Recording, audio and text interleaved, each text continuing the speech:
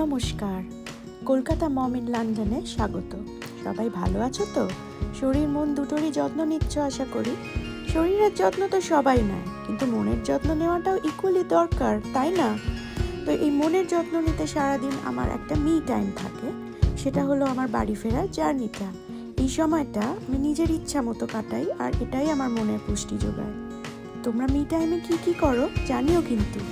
আজকে সারাদিনের কাজের পর আমি খুব ক্লান্ত, তাই বই বা গান না শুনে আমি ছবি তুললাম বাসে বসে বসে।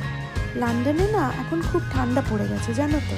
সকাল 7টায় আমি যখন বেরোই তখন একদম অন্ধকার থাকে, আর টেম্পারেচার অ্যারাউন্ড 0 to 5 ডিগ্রিজ থাকে। তারই মধ্যে কখনো রোদ, পর মুহূর্তেই আবার আকাশ কালো করে বৃষ্টি।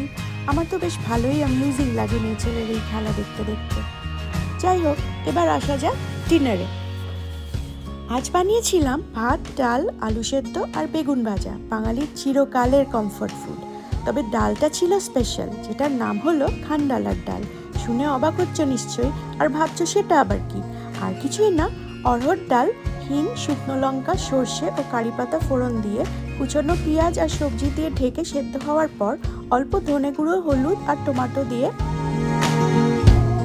নেড়ে চেড়ে সেদ্ধ ডাল দিয়ে ফুটিয়ে দিলেই খান্ডালার ডাল তৈরি। ওপর থেকে ধনে পাতা দিয়ে গার্নিশ করে দিও। আমি একটু সাম্বার মশলাও দিই। নামটার পেছনে কিন্তু একটা গল্প আছে, সময় পেলে পরের ব্লগে বলবো, ঠিক আছে? তোমরা কি কিছু গেস করতে পারছো? কমেন্টে জানিও কিন্তু। আজকে এটুকুই, আবার দেখা হচ্ছে পরের ব্লগে। বাই।